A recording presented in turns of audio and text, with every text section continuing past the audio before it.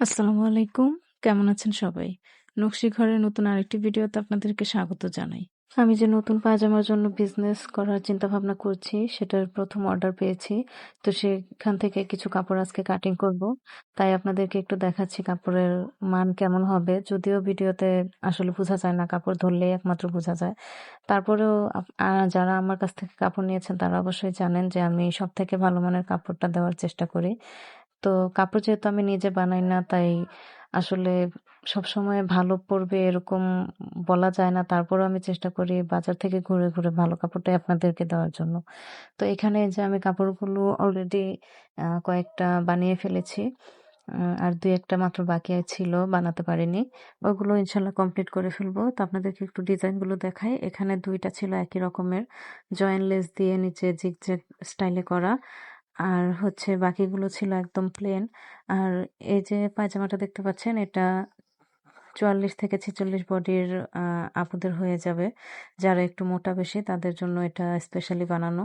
এটার মধ্যে ২ টা ভেরিয়েন্ট আছে, রাবার সহ, এবং যারা রাবার পড়তে পারেন না তাদের জন্য ফিতা সিস্টেম আছে।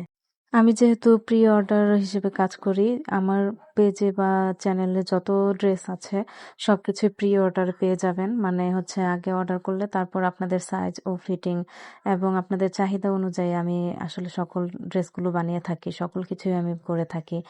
তো আসলে আমার কাছে রেডিমেড কোনো কিছুই আগে থেকে করা থাকে না। আপনাদের চাহিদা অনুযায়ী আমি করে থাকি।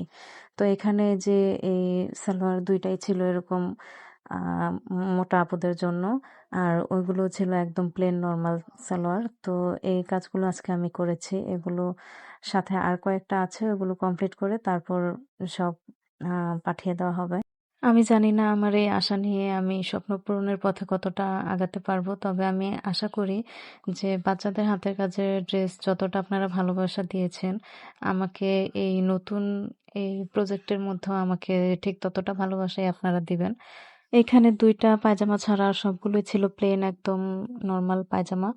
তো এইরকম ডিজাইনার পায়জামা যদি কেউ অর্ডার করতে চান বা প্লেন পায়জামা যদি অর্ডার করতে চান, তাহলে আমার হোয়াটসঅ্যাপ নাম্বারে যোগাযোগ করবেন।